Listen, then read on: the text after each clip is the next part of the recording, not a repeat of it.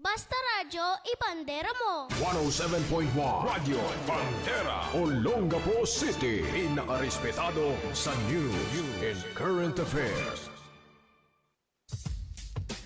107.1 News FM Radyo Bandera Olongapo. Hey! Good evening! I'm excited. Lunes na naman. Tuwing Lunes, I'm excited. Di ba sabi nila, nakakabagot yung Lunes, ang lungkot-lungkot. Kaya nga may tinawag na Monday Blues, no?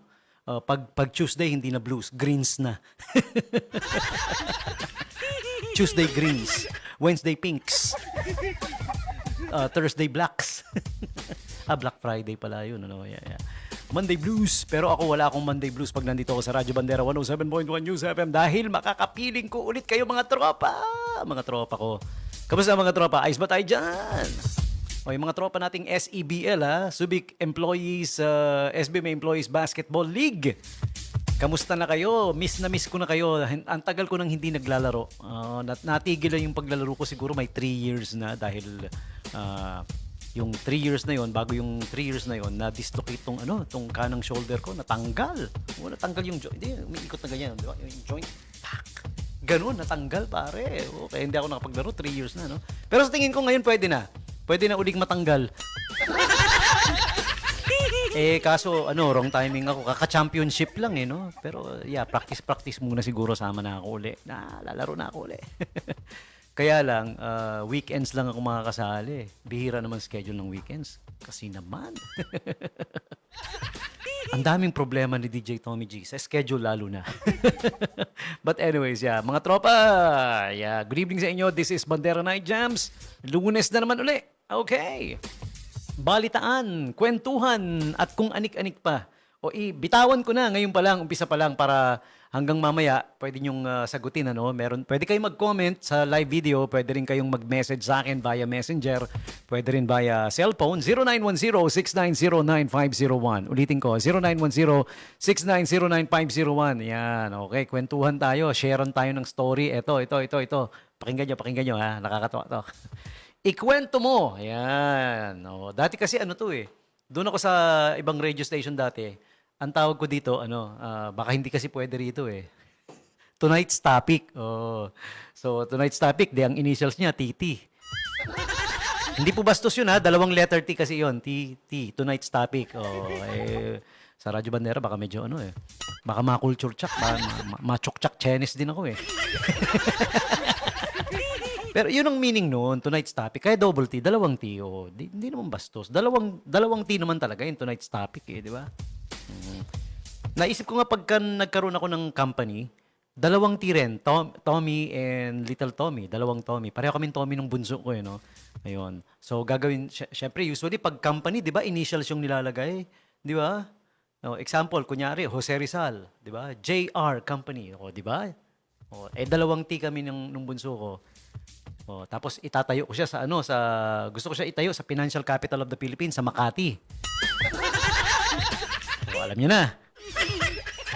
Yung company, CO yun, di ba? Lagi sa mga company name. CNO tapos tuldok. Pinapaiksi, di ba? Kunyari, Jose Rizal. JR Company Makati. JR Co Makati. Yung sa amin ni Bunso, T. Tapos isa pang T. Tapos yung company, di ba? CO Makati. Masarap kasi itayo ang business sa Financial Capital of the Philippines sa Makati, di ba? Sa yun. Doon yun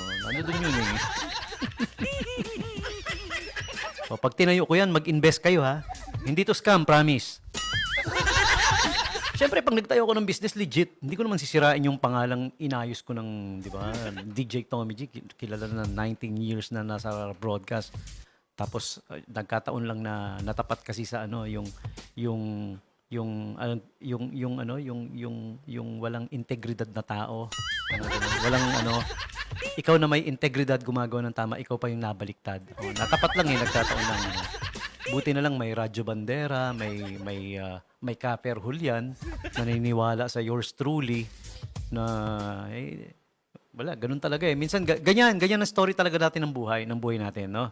Minsan ikaw yung hero, minsan ikaw yung villain, di ba?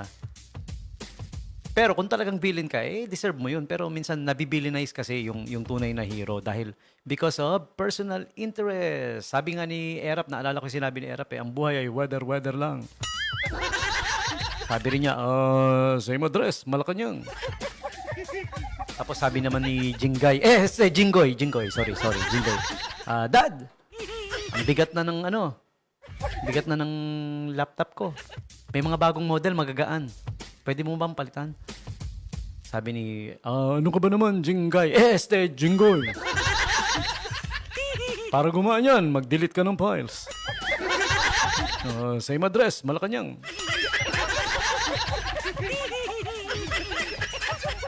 Ala, di na nasabi yung yung tonight's topic. Gawin na lang natin ikwento mo. Ikwento mo. Ba, wala bang echo epekto? Ikwento mo. Tapos may sasagot, ikwento mo rin. Ito yung ikwento mo. Pinaka nakakatuwa or nakakatawa or pwede rin nakakainis or nakakabanas na karanasan mo sa pagpaparking sa mga lansangan ng lungsod ng Olongapo. Sorry, naisip ko lang kasi recently may experience ako nakakatuwa So at least nakakatuwa nilagay ko Baka sabihin nyo naman, nangkikriticize na naman si DJ Tommy. Hindi ako nangkikriticize, true story, di ba? Karanasan di ba? Naging mainit na usapin din to sa Facebook, naalala nyo? Wala na rin natabunan na rin Sabi, pagbabawal na raw yung singil dito, singil doon. May designated, may tama. Pero yung halos lahat, singil dito, singil doon, sabi, babawal na raw Trust me, hindi pa rin po. Tuloy pa rin, ongoing pa rin. Kaya, ayun, nagpapashare tayo ng para kapag may nag-share ng story, pag may nagtanong sa akin, mai-share ko rin. Hindi yung sariling karanasan ko lang. Baka sabihin, vested personal interest lang dahil lang naranasan ko. Kaya nga, nagpapashare ako sa mga listeners natin, sa mga mamamayan, sambayan ng people ng Olongapo. Kwento nyo pinaka nakakatuwa or nakakainis, nakakabanas, nakakatawa na karanasan mo sa pagpaparking sa mga lungsod ng Olongapo. Unahan ko na para maintindihan nyo. Share ko lang. Nagpark ako sa alam niyo naman nakamot-mot si DJ Tommy, nakamotor. Yung hindi mamahaling motor. Pang mahirap lang ako Ayan, yung ordinary man's scooter, hindi nga motorsiklo, yung scooter nga type of motorcycle, scooter yan. Tapos pahiram pa. Nagpark ako dun sa tindahan ng tropa. Sarado na kasi sarado na. Yung pinarkingan ko, alam mo yung harap ng tindahan, 'di ba? Usually ang harap ng tindahan kalsada na. Hindi yun kalsada, parang medyo nakapaloob pa ng konti. Meaning kanya talaga yung lupa. Kanya yung pinarkingan. Yung may upuan sa gilid, may bench, dalawang bench. 'Di ba? Tindahan, tapos kaliwat kanan may bench. Nakapaloob, 'di ba? Yung bench na yun, yung inupuan na yun, siyempre may bakanting harap, 'di ba? Harap ng tindahan. Hindi siya nasa kalsada, nakapaloob talaga siya, meaning lupa niya, lugar niya. Pero sarado na, walang tao. Clue, sa bandang bandang Palengking Bago. Pinark ko doon yung motor ko. 'Di ba? Wala namang tao, walang katao-tao. Abay, bumili ako sa palengke. Abay, pagbalik ko, may mamang nakabantay. Kasi sa kabila, may mga nakapark din na na motor. Yun, gilid ng kalsada yun. Akin, hindi naman gilid talaga ng kalsada. Although nasa gilid, pero nasa lupa na nung may-ari ng tindahan, nasarado. Walang tao, walang katao-tao. Yun. Sarado na di ba? Malapit na maggabi. Abay, sabi ba naman sa akin nung paalis na ako, parking fee, boss.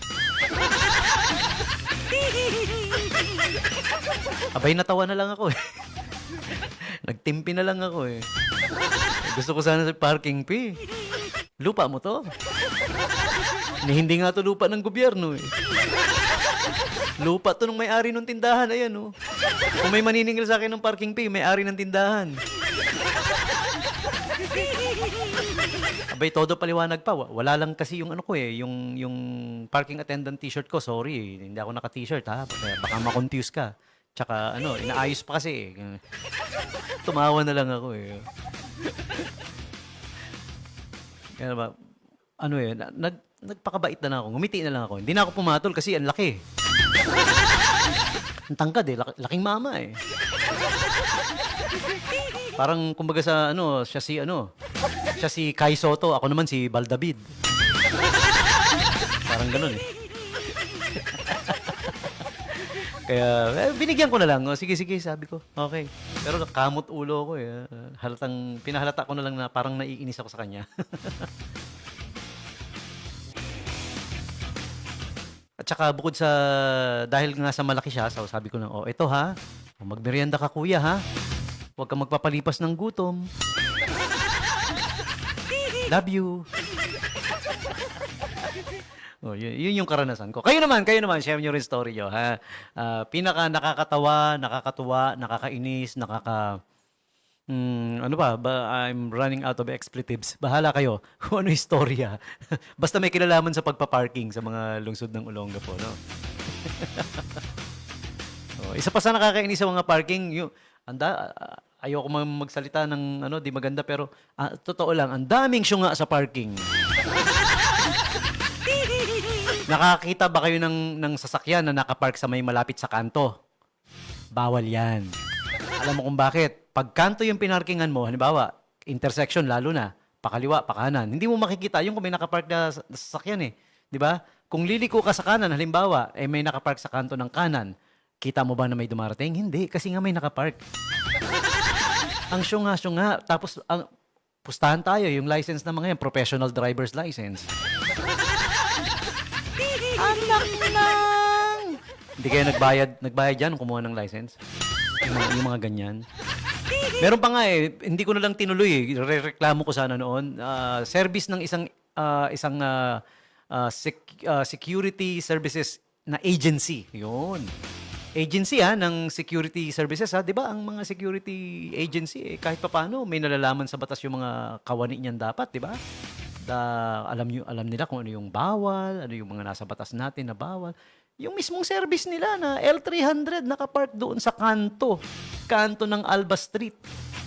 So liliko ako sa kanan, nakabisikleta lang ako noon. Bisikleta lang naman. Pagliko ko sa kanan, muntik ko nang mabangga yung isang college student.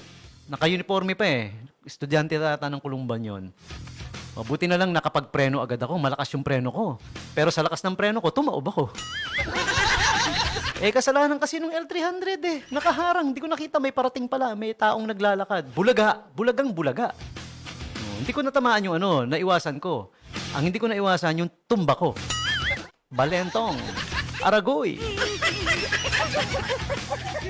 Una ulo, putok puwet.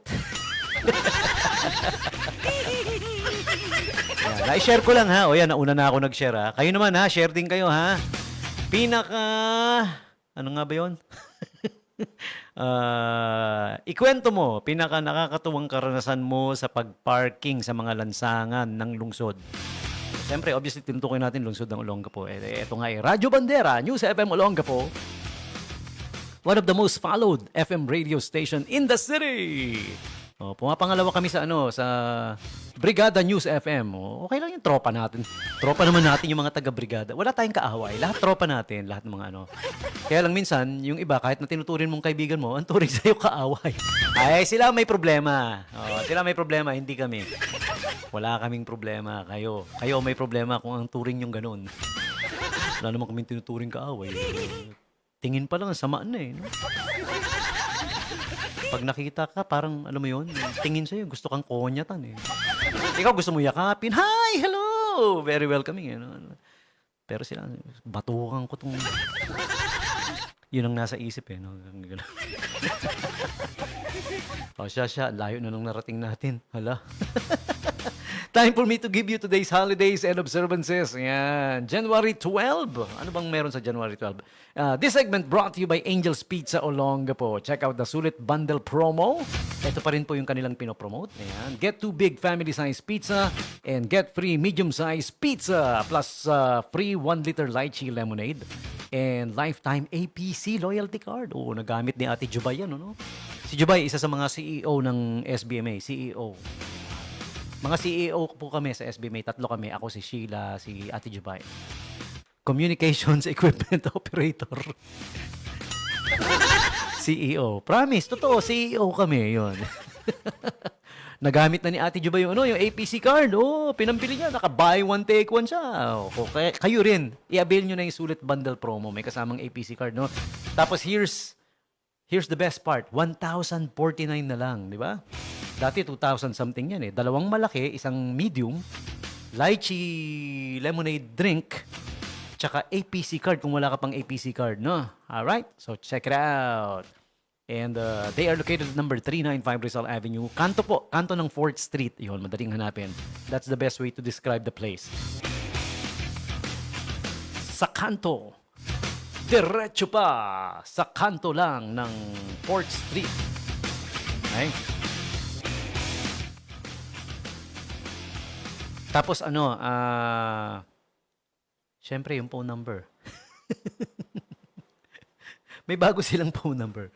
Yan, for Angel's Pizza Olongapo. You may call or text 0967. Ayun, 164-4650. Tsaka 0967-164-4646. So, di ba? Visit their Facebook page. Yun na lang, mas madali. Facebook page kasi nandoon lahat eh. Number, address, pati menu. Oh, di ba? Okay, here's the holidays and observances for today. January 12 is National Youth Day in India. Ayan, but India is too far from us. But yeah, happy National Youth Day sa inyo dyan, mga India. Happy National Youth Day. Today is also Korean American Day. Ayun. Yung mga kapatid nating lately, napakasikat ng K-pop no? K-pop culture. 'Di ba? Maraming Pilipino nakakabangha yung mga bata ngayon, yung mga kabataan. Kasama na siguro yung mga millennials, no? Marunong magsalita ng Hangul, no? Hangul is the Korean language, 'yun. When we say Korean, hindi naman talaga yun yung language nila. Korean is the person that's Korean. The Korean language is called Hangul. Marunong mag-Hangul. Grabe. 'Di ba? Minsan may nakita nga akong may nakita akong I don't know, siguro mga 12, 13 years old nanonood ng YouTube video ng Korean language. Tapos may subtitle man Korean pa rin. Ewan ko kung binabasa niya, pero tumatawa-tawa siya eh. Naiintindihan niya 'yung sinasabi. 'Di ba? Nung pinakinggan ko, sabi ko, tumatawa-tawa siya. Tapos yung language ay Korean or Hangul. Naiintindihan niya. Ganun niya yung mga kids ngayon. Samantalang, trinay kong pakinggan, ang naiintindihan ko lang, kimchi. Kimchi. Hindi ko alam kung ano yung mga sinabi. Basta yun lang, naiintindihan ko yung kimchi. Kimchi.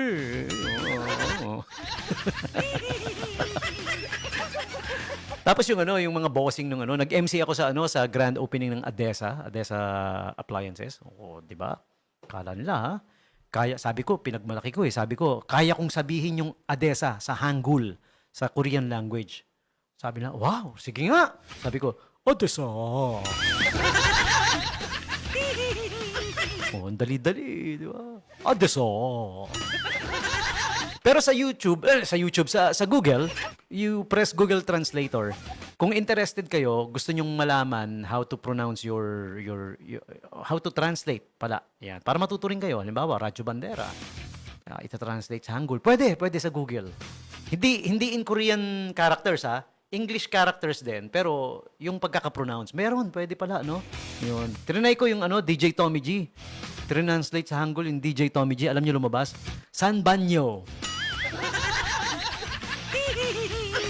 Napasagot ako sa translate. Doon. Ako na sumagot sa translate.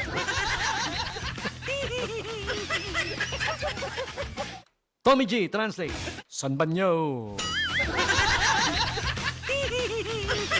Tuloy na. Nasingit ko lang. Kasi Korean American Day ngayon eh. If you happen to know somebody who's Korean American, give them a big hug. Make your dream come true day. Poetry at work day. Do you have favorite poems na nasabi nyo na sa work? Halimbawa, may crush kayo, di ba? Sinabi nyo yung poem, di ba? Ako may sinabi akong poem dati na nagustuhan ng mga kasama ko sa work eh. Tama-tama nasingit ko lang kasi Poetry at work day, alam nyo sinabi ko? They say if you love someone, set them free. Teka, parang hindi bagay itong background na to. Palitan natin, sandali. Ulitin ko. Saan ba yung bagay na May bagay na background dyan eh. Ito na lang. They say, if you love someone, set them free. If they come back again, set them on fire. Tama naman, no? Tama naman. Nasingit ko lang kasi Poetry at Work Day, ang January 12. Ano pa ba? Sticker Day. When I was a kid, when I was in elementary, sayang no, nawala na yun, hindi ko na nakita. I had a huge collection of stickers. Ang hilig ko mangolekta ng stickers noon when I was in elementary school, grade school. Hanggang nag-graduate na ako, hanggang nag-grade 6 na, itabi ko pa yun yung collection of stickers na yun. Kaya lang nasira, nawala nung gumuho yung bahay namin because of Mount Pinatubo, yung debris na yung sand hindi lang ash. Sand na mismo binubuga ni Mount Pinatubo. Gumuho yung bahay namin Nalibing kami ng buhay ng father ko, nakasurvive lang kami, kahit papaano natulungan kami meron akong BMX bike na katabi nung gumuho yung bahay. Medyo yung weight sinambot nung BMX bike. Kaya I was so very thankful to that BMX bike of mine.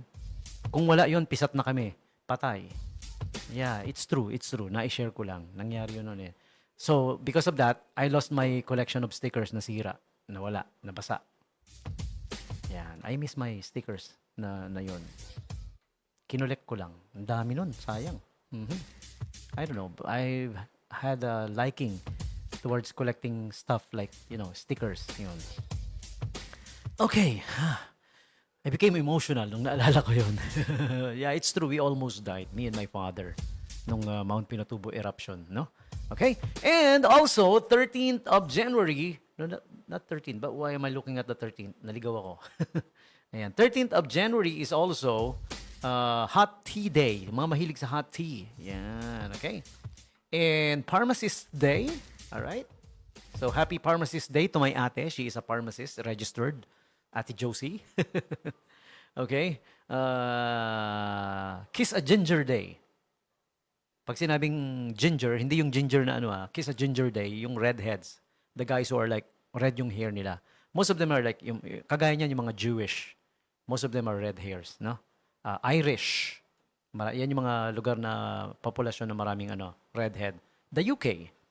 The originals or natives of UK, Irish and UK are from the same kingdom anyways. One and the same, no? Alright, so there you have it. Just some of the few holidays and observances for today. January 12. Alright. And